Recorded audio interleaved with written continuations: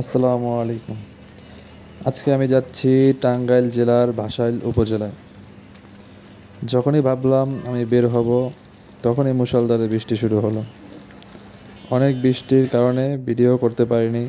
যাই হোক, আমি যে প্লেসে যাচ্ছি সেটা আপনাদের সাথে শেয়ার করব। সেখানে ঘুরে আপনাদের দেখাবো। যদি ভালো লাগে আপনারাও যেতে পারেন সেখানে। আশা করি জায়গাটা ভালো লাগবে।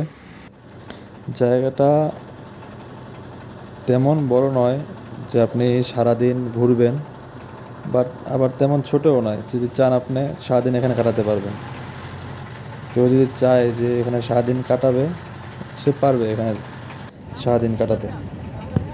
আচ্ছা, আমরা যেই দেখতেছি এই যে চারপাশে পানি, এটা মনে হচ্ছে নদী, তাই না? এটা কিন্তু আসলে কোনো নদী না, আবার কোনো বিলও না, আবার কোনো হাওরও না।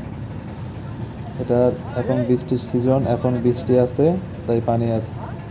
বৃষ্টি যখন সিজন শেষ হয়ে যাবে তখন এখানে আর পানি থাকে না। অনেক দিন পরে এরকম পানি পেয়ে তাই আমরাও নেমে পড়লাম একটু পানিতে সাঁতার কাটার জন্য, লাফালাফি করার জন্য।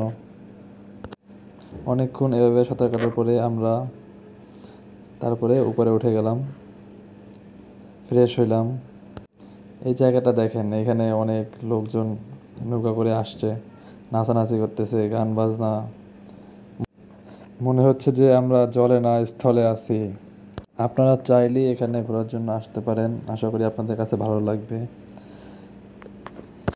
আজকে এই পর্যন্তই।